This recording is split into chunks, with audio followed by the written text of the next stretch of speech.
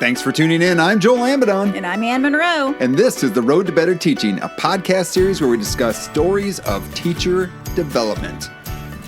We're back. We're back. It's fall semester. It is fall. Pumpkin spice lattes are available now. Really? How many of those have you had, Dr. Monroe, None today? Yet, but maybe later this afternoon. Maybe. Wow. We get to kick it off with a bang here. We do. Right. I'm Lauren, excited about this. Lauren, thank you for coming and joining us on The Road to Better Teaching. How are you? I'm doing well. How are y'all? Actually, Great. welcoming you to the Road to Better Teaching, we've known Lauren for a little bit. She's been on the Road to Better Teaching for a long time. She's personally been on the road. Personally on the road to better personally on the teaching. road to better teaching. So Lauren Biando, she'll introduce herself in just a second. But we were just talking today. Actually, Lauren is serving as my graduate assistant this academic year. And we were talking today in the class that we teach EDCI 352 to our juniors about their portfolios. Yes. And Lauren said, just wait till Dr. Amidon gets in here later in the semester to show you around. He's going to make somebody be the driver like I used to have to be when he'd come to my classes. That is true, And yeah. so Oh my gosh, she's yeah. been driving this road for a very long time. That's right. And that could be an uncomfortable moment put in front of some people in the class where you have to talk about your own development as a teacher. And hey, look, now you're going to get a podcast episode. Now she's in another uncomfortable That's moment. right. Well, let's let Lauren get a chance to talk. Lauren, would you take a little opportunity to introduce yourself to the listeners? Yes. So my name is Lauren Biando. I'm from Virginia Beach, Virginia, and I ended up in Mississippi through a program called the Mississippi Excellence in Teaching Program. And so because of that program, I'm planning on staying in Mississippi to teach when I do start teaching next year. I did my student teaching in first grade last year, and now I'm really hoping to teach first grade when I do start teaching next year. So I'm excited. What do you like about first graders? It was really a crazy experience. I remember being placed in first grade and being really disappointed because I just thought I didn't like children that young. And then I got there and I was like, yes, I do. I do like children that young. I had just such a great mentor teacher who I told her that I was disappointed, and she was like, oh, we'll change your mind. And I just love seeing the growth. I really like the content. I like that they're a little bit more independent than kindergarten, but they still need you, and they still want your help, and they definitely want to please you. So I think there's a lot of great things about first grade and lower elementary in general. I like that you can really shape how they are and who they become. Nice. That's a lot of power in being a teacher. All right. First grade memories or anything like that? Oh, me? Yes. My very favorite teacher of all time was my first grade teacher, Dolores Howell. And it was one of my favorite years in school. And it was because of Dolores Howell. And she was phenomenal. She taught all five of us, all four of my siblings and then myself. And it just set me off, like Lauren was saying, you really get to make a difference and set them up for success in school and in first grade, so early on, and it just made me really want to be at school. She made you feel like you were a special person in her room, and then when you left her room, you'd always go back to visit her. And if you know how when kids get their school picture, and they give a wallet size to the teacher, she had a huge bulletin board in her room with all the wallet size she'd ever been given, and there were just tons of them, and you saw all the people from the past, and you would go back to her room. She had this something she would do during open house, and this was at a K-8 school, and so you were at the school until, from kindergarten through 8th grade, and you did a picture for open house every year when you were in her classroom. It was a special picture you would draw and had your name on it. Your parents could come see it. Well, for every open house, she posted her current first graders' pictures and every other first grader's picture that was still at the school. So if you're in second grade, third grade, fourth grade, your first grade picture, you could go back to her room and visit when you were in 8th grade at the very end, and your picture would still be up, and you knew it was the last year it would be up, but your first grade photo from open house was up every year until you left that school. And so it was a way for her to show, I still care about you, you're still important to me. And it was also a way to get you back to say hello to her. So just those types of things. I could go on and on about Mrs. Howell, but so my first grade teacher was phenomenal. My favorite teacher of all time. Well, what about you? Thank you. Yeah. That's how this works, doesn't it? Mrs. Lowell we had like a first grade center. I don't know if those were things like in Black Earth Falls or Wisconsin. That's where there was one school where all the first grades were at. Oh, wow. Yeah, and we all had to bus there. It was like on the fringe of Black Earth Falls in Brockway. Yeah. Anyway, Mrs. Lowell let us, my friend Jake Schneider and I, start a newspaper. Wow. And it was called the J&J newspaper, and we would make up stories. It was on the mimeograph papers, like the yes. and she would then make copies of it, and then we would distribute it. It was a very small school, other than the first grades. There was just one of every other class in that school, and so she let us distribute. But then I just remember she just totally embraced that and let us have she had I don't know, like a refrigerator box or something like that. That was our newspaper office. And it was just like that's awesome. It was so cool. And I mean, even too, like we were in our first newspaper, we were just like making stuff up, which and then she sat us down and be like, no, you need to ask people. Like, you have to have real stories. Like, if we're gonna do this, we're gonna do it right. And it was like, I learned some things about the media, learned some things about other things. Maybe that was the start of my media career. Right and there. And here, how many podcasts do you now run? Oh, man. 20? Too many. Too many Too podcasts. Many. That's the number. She started something. That's right. Little did she know. But yeah. She created a monster. Shout out to Mrs. Lowell. All right. Well, speaking of shout outs, look at that transition. What do you know? There we go.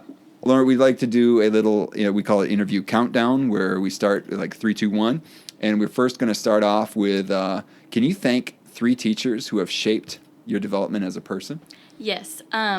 So starting with my elementary school experience, I had a teacher named Mr. Johnson. First of all, he was actually the first and maybe the only male teacher I had up until high school. I don't think I really recognized it at the time, but after learning so much in the School of Education, I think his classroom environment was so similar to what we talk about wanting in a classroom. He had the lights off, and he did soft lighting with lamps. We all sat on exercise balls. There was really, I don't remember anything negative ever happening in that room. He would read books out loud to us, like chapter books, and they were so interesting. And then when it got time for state testing, he would reward us if everybody passed. We'll have a pizza party, and before he'd give us chocolate chips because they're good for your brain, and all of these little things that they seem so small, but the classroom environment was just so great. And yes, I really enjoyed him and being in his room. And then moving to high school, I had a teacher. Her name was Amy Blythe. She taught me in 10th grade for a world history class, and then actually she also taught me again in 11th grade when I decided I wanted to be a teacher. There was this class, it was called Virginia's Teachers for Tomorrow, or Teachers of Tomorrow, something like that. And in that class, I actually got to student teach in a first grade room. Oh, wow. So shockingly. There you go. As a junior in high school, just for a couple weeks. But the biggest thing about her was she built a very strong relationship with me. Also, she was, I would say, one of the only teachers who really challenged me throughout my time in K through 12. I felt like a lot of times I wasn't being challenged, but for her, if I wanted to get an A, I had to work really hard. And in the moment, I wasn't a fan of that, but the next year, I felt so confident in myself because I knew I could do things that were hard.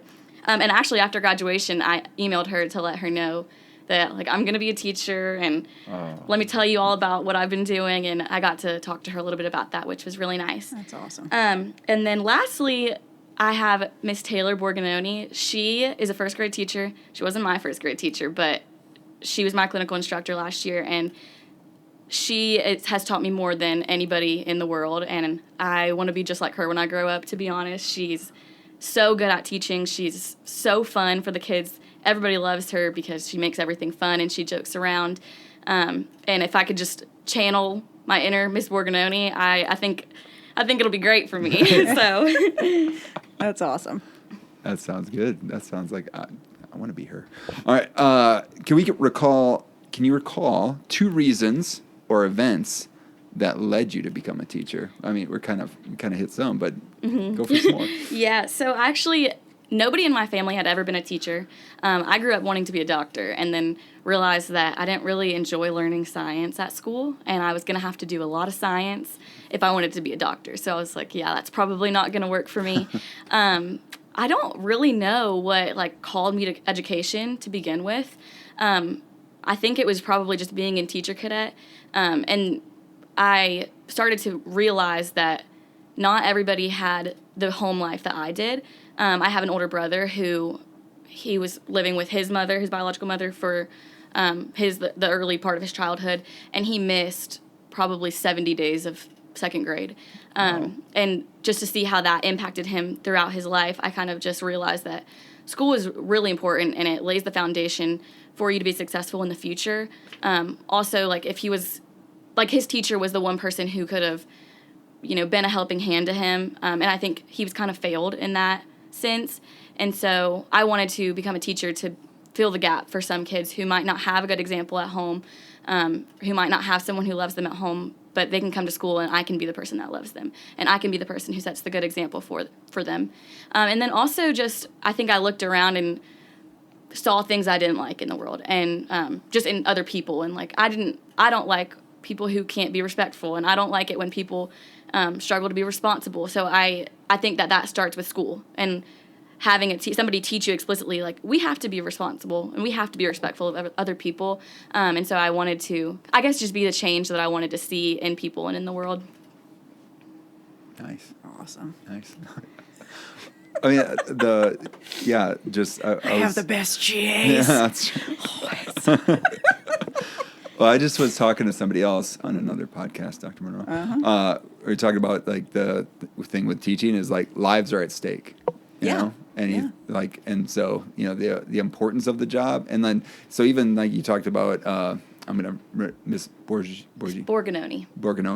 Like, in talking about, like, the atmosphere, or even, too, Mr. Johnson that you talked about earlier, like, those classrooms and the environment and that you get to learn, but not only learning, like, the curriculum, but learning how to be a good person, right? How to all those things you learn in first grade, or and they go hand in hand, right? Yeah, exactly. You need both. You need both. Another reason. I think it was. Yeah, I feel like that was kind of like two parts, but I think a lot of people say that they, like, want to become a teacher for the kids, and I actually was completely against that, like, my whole time in the School of Ed. But I think now in hindsight, getting to see the relationship that I had with my students and how it's blossomed, and now, like, sometimes I'll run into them when I'm substitute teaching at their school now, and just to see how excited they are, and like how excited I get when I have the chance to hear about how they're doing, and I think that draws me in even more to know that I'll be able to have that relationship with kids for 20 or 30 years. Nice, yeah. I think, too, going back to you talked about the Teachers of Tomorrow experience. I think we've heard of this, but, like, just the trying on the identity. Well, you talk about it, like, with your own experience. You That's got right. to be able to try on the identity of teachers. One of my two reasons or events that really led me to teaching was in fifth grade, having the ability to go work with the kindergartners at the school and work on their sight words. And I was like, I really like this. This is so fulfilling. Like, I enjoy doing this. And that was it was sort of, a reason for me. So, and we've heard other people talk about those programs in their schools and their high schools, the teacher academies, and you said teacher cadet, which I love that. Sounds sort of, like scoutish, which I like that. But the importance of those types of programs, which unfortunately I think we're seeing less and less of those programs. And I know in the state of Mississippi, I think some schools are doing away with them, which is too bad, because at a time when we have this huge teacher shortage, I think it's great to promote the profession from inside the profession, and really be positive about what schools and schooling is all about, and how fun that the classroom can be, and what a great place school can and should be. Yeah, well, and there's you try it on and you like how it fits. You know? I did. There you go. So now we're down to a mile marker. So we're on the road to better teaching, and so talking about a mile marker that you've established for yourself. So a moment of professional growth. So describe what's the moment that you've selected to talk about here on the podcast. Okay, so there's kind of a lot of parts to this, but basically during my student teaching experience, I got to be in a classroom with a lot of different kids with a lot of different needs, which was really interesting to me because I think coming from out of state, I kind of didn't really know what to expect. I didn't know what the reality of being in Oxford, Mississippi was. So I was very shocked to walk into a classroom where I had 4 EL students. One of them spoke no English at all. And I kind of quickly realized that one child was going to be somebody that I worked with a lot, because a lot of my students were pretty independent and they didn't need a lot of extra help. But I knew, she didn't speak English, so she was going to need a lot of extra help. And I quickly grew to love that. I loved working with her. Everything that I had been told about, if you just make the effort to try to speak to them in their language a little bit, like, that goes a long way. And then I got to see it in action when I'd sit next to her and we would practice saying stuff in Spanish. I'd be like, do you want to hear me try? And then she'd say, yes, I do. And I was like, okay. And so I tried it. I built a really strong relationship with her. And then eventually the kids started doing AR tests. And a lot of my kids were reading fluently and they didn't need extra help. But if she was going to meet her AR goal and get to go to the AR party, then she was going to need somebody to read with her and help her with the test. So that fell on me as well. So I did a lot of that, and as the year went on, I kind of realized, okay, she's understanding when I speak to her, and she's speaking back in English, and, like, we're going through these books, and she kind of knows some of these words, and so one day I was just like, come over here. It was the end of the day. I was just kind of had a thought randomly. I started writing these CVC words, which I'm sure everybody knows what those are, but just, like, 3-letter words, that I thought maybe she can sound these out, because she was recognizing letters and she kind of could recall their sounds most of the time. And she could do it. And I was like, I looked at her, I was like, you can read. And she got so excited. And so I was so excited, but I just know that I felt just a fraction of what she was feeling in that moment, from going from completely confused and having no idea what was going on to her thinking, I'm a reader. Like, I know how to read and I can be successful.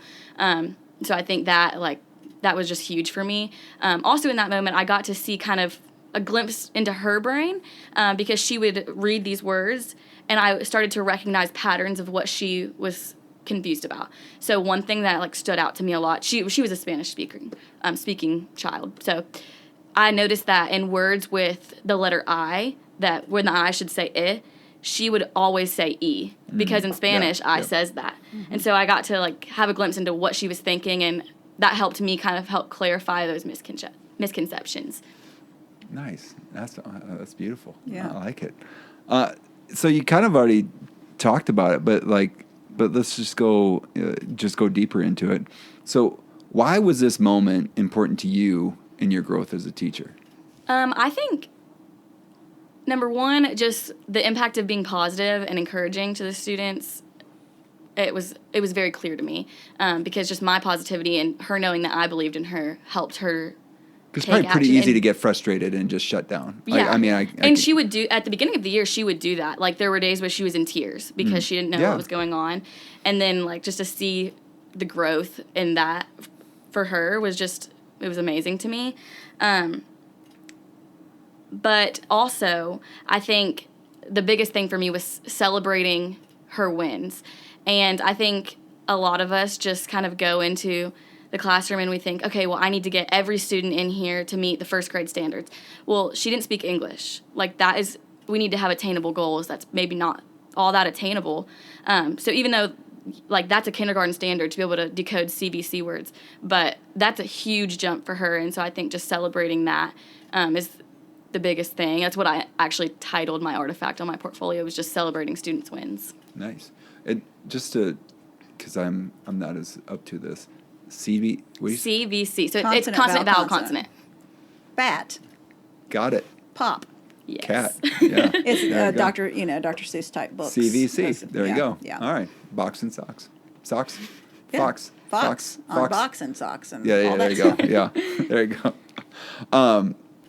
Yeah. I mean, it just thinking about celebrating the little wins. I mean, and, like, sometimes we talk about with classroom management, rather than saying, like, what you can't do, talk about what you can do, and then things are better caught than taught sometimes, like, in just a little, hey, we're doing this right, we're going in the right direction, and you noticing those abilities in her and say, like, oh, I think he could do that, like, you're close to that, like, that's, I don't know, that's that asset-based perspective of students, and not talking about what they can't do, but talking about what they Right. can do. Yeah, that's what I was just thinking too. Like, even the little playfulness of you trying her language, like it's a message to her that there's nothing deficient about you or your language or what you bring to the classroom. There's something great about what you bring, but there's something I can learn from you, and there's something you can learn from me, and it's this give and take. It says a lot. Just that little playful bit, it builds relationship. It talks about her, that the value she brings.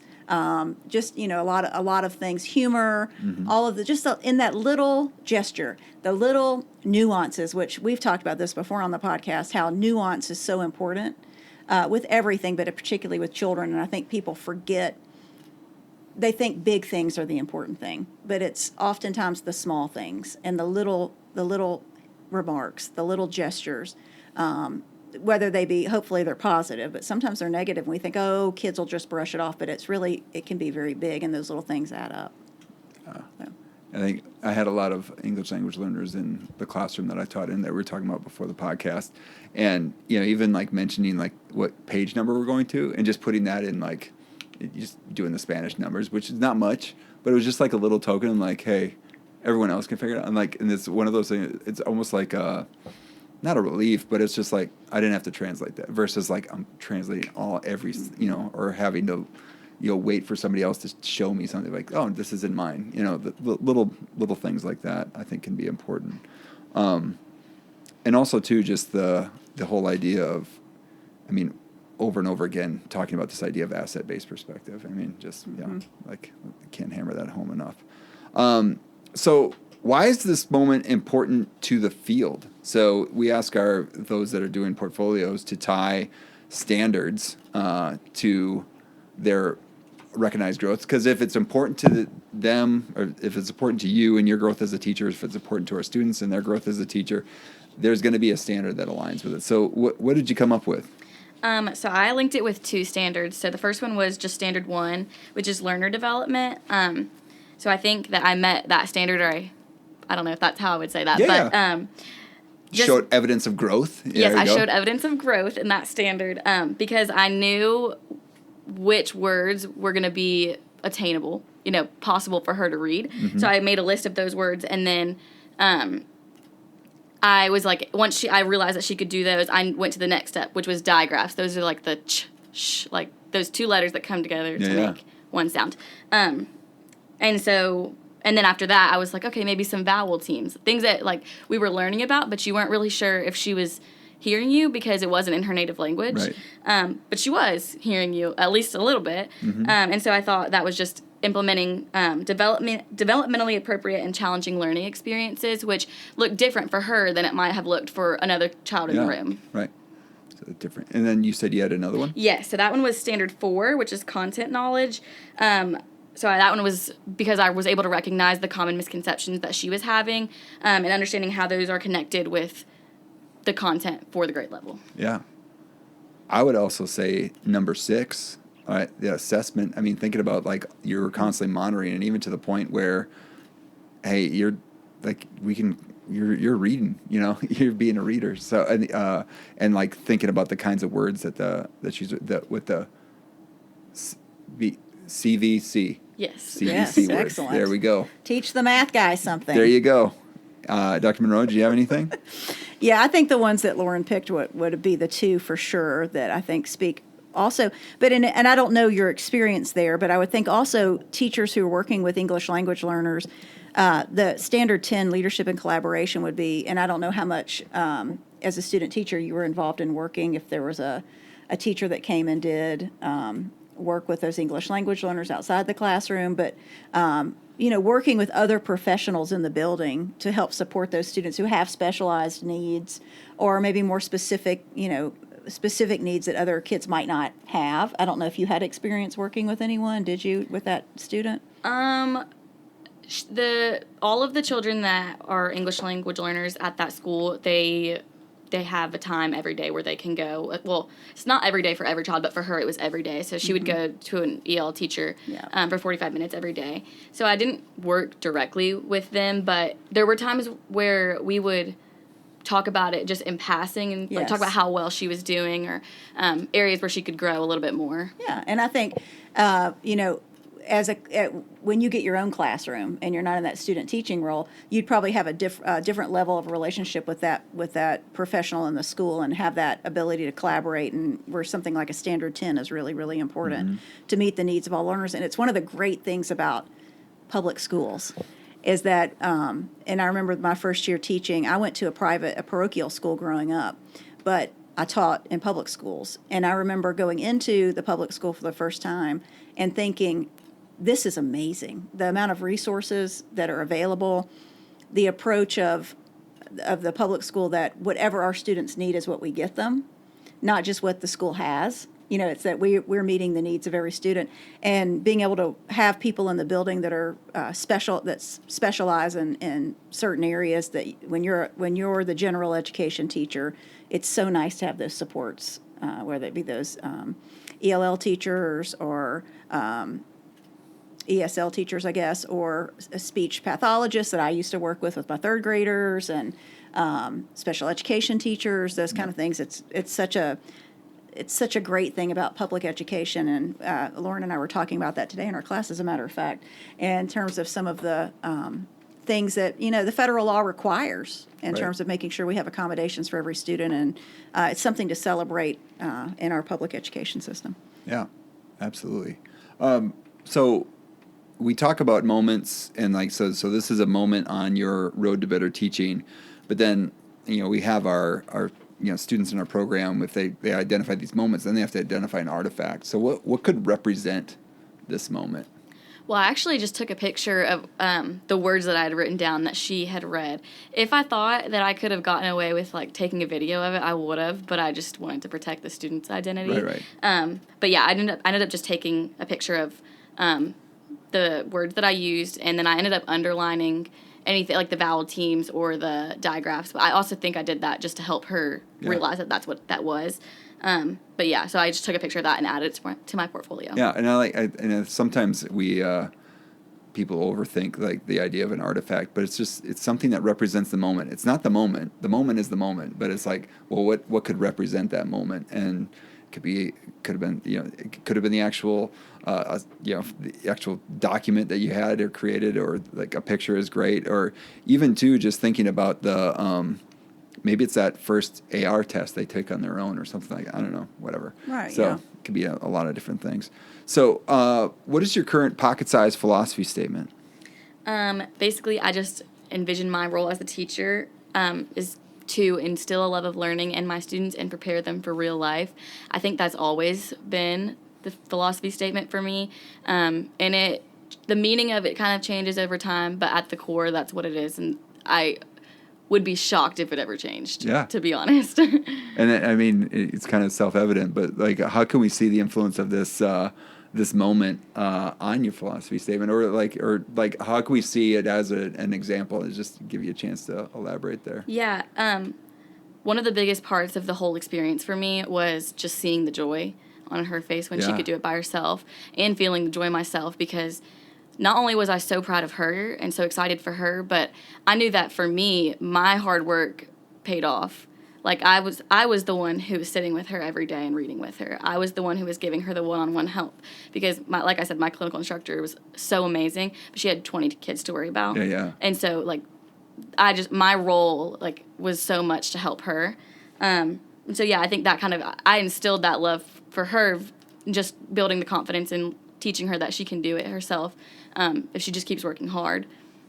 Yeah, I love it. I have to ask, so you talked about how at the beginning of the year she spoke no English. So we have a year-long placement with our seniors, which is fantastic, where you were started with that teacher and that student in August, or early September at least, and then you finished off with spring student teaching all day, every day in the spring, and ended in May with that student. What was she able to do? What was the difference between what she could do at the beginning of the year and at the end of the year as a first grader? And how did you feel about that? Well, the difference was huge, even just outside of academically, just verbally. I remember in the fall, you would speak to her and she would just kind of look at you like she literally just had no idea what you were talking about. And then in the spring, she could have a conversation with you. I also loved like the few times where she couldn't figure out the word. Like one time she asked me for a ponytail, like a hair tie for her hair, but she couldn't think of the word. And so we had this translating app, but the translating app wasn't really getting what she was saying either. But it was like little moments like that were silly now, and whereas before that would not have been a joke. That would not have been funny because it's just another thing that she's like trying to communicate and doesn't know how. Academically, like I said, I'm not 100% sure what she could do academically in the fall, but I would imagine a lot of the kids in my room at least they were at least reading a little bit, but she wasn't able to do that. But like I said, at the end of the year, she was reading and could even comprehend at least some text, which I thought was a huge jump. Very, very impressive. And I think it speaks to her intelligence, to be honest. Yeah. That's great. Awesome. So we like to think about what are some resources and things that come to mind. This is probably one that I've mentioned many times before too. Joyful Learning. It's a text on instructional strategies. The only reason I mention that is because that it's by Alcide Varie-Solner and Paula Kluth. It's active learning strategies. Those have been in my class know all about it because these were inclusive strategies built for helping students of all different types of learning needs to participate fully. And so even if there's someone who might be hesitant to write something down or say something because they're still learning the language, but they can if they hear it, they can understand it. Now all of a sudden, someone if we do something like stand and deliver, where everybody stands up, somebody gives a response, and then I hear it, and I'm like, well, that kind of sounds like the response I would give. Now that voice, it's been heard, and then that person will sit down, and if I agree with them, I also sit down. So it's a way for someone to be represented and seen in the classroom, even if their voice is not the one that's being shared. Also like to think about some complex instruction strategies. So that's Elizabeth Cohen. For the math folks, there's a book by Lana Horn, and there's one called Smarter Together for elementary folks. And those complex instruction strategies are built to be interdependent, collaborative group work. These are highly structured tasks, but then again, they're built to support students in participating fully. So those two, I think of those two things when I think of this. See, he's very good at the resource dump, and I'm Try. absolutely horrible at it because I come in, I don't know what you're going to say. Anyway, Dr. Evanow's better at it. But I will say, a couple of things come to mind, and I'll try to do something that's a little bit different in terms of a resource. But thinking about working with an English language learner and as teachers, what kind of things do you need or would help in working with them? And so I'm thinking of like certain pieces of literature, some things you can work with a first grader. Like Gail Gibbons' picture books are great because it's informational text. You can read about. It's not story driven. It's more about things in real life, like how does popcorn work and all of these kind of fun things. So thinking about literature from like a Gail Gibbons book, or even some poetry that's really fun but uses language that would be great for English language learners, like Jack Perletsky would be a great resource if somebody's working with a young child who's learning to speak English for the first time. So thinking about those texts that use rhyme, rhythm, repetition, thinking about those informational types of pieces that come with a lot of photographs, a lot of bolded words. Those are really important. So that's kind of a different take on resource. And then, and I'll have to go back, and I hate to even mention it because I cannot think of the author, but there's this great, and I think I've mentioned in the past, but we'll put it in the show notes. I love to say that. It'll be in the show notes. There's this great vocabulary book that I have that talks about the breadth and depth of vocabulary. Not just thinking of vocabulary in sort of like brand new words nobody's ever heard of, but like thinking of words like water and words that kids know about, but they don't maybe not know about it in every context. And I think when you're working with an English language learner, thinking about vocabulary in a different way, that a lot of words are brand new, but there are words they know, but they might be, they obviously sound different to them. But also, like, how are they used in our culture? How are they used in their culture? What are the different ways that words can mean things, even words that we think we know about? And so we'll tag that particular vocabulary, which has got a lot of really great strategies in there. And I guess, too, maybe this is a good thing to point out, is that you and I don't know everything. And that you should, obviously, those authors are not rolling off my tongue like they were for you. But just talking, like, in districts, there are people that are experts in area. Like, there's someone. Right. Typically, the research has shown, if you have a problem, there's typically someone in the building that has some sort of insight to help you out, right? And so look at that, and like where does that expertise lie, and to go look and lean on those people, and you don't have to have all the solutions yourself. I will say too, Duolingo is a free language learning app. Even just like, and you can do like a friend thing, and this might not be good for schools, but like my son and I are both learning a language right now. He's learning a different language than I am. So like I'm learning Italian. I don't know. I think he's learning Greek. But then every time we both learn on a day, like we extend a streak. And so just that little like, hey, we're both learning, right? And like it's kind of that acknowledgement and encouragement to keep going in that area. That's pretty good. Very good. First episode, right? Being recorded during the fall. I think we're rocking and rolling. They're good. Thank you, Lauren, for sharing a mile marker on your road to better teaching. And thank you all out there for tuning in to The Road to Better Teaching. This episode may be over, but The Road to Better Teaching never ends. Please subscribe to the podcast so you're notified when the next episode is ready for a listen. And if you like what you hear, please rate and review the podcast. You can also share the podcast with someone you feel may be interested in these stories of educator development. And if you want to find any links to resources mentioned, you can check out the show notes for this episode at theroadtobetterteaching.com or wherever you found this podcast. Finally, thank you to all you listeners out there for taking the road to better teaching. This world is a better place because you have used the gifts you have been given to teach others. This has been an Amazon Planet production.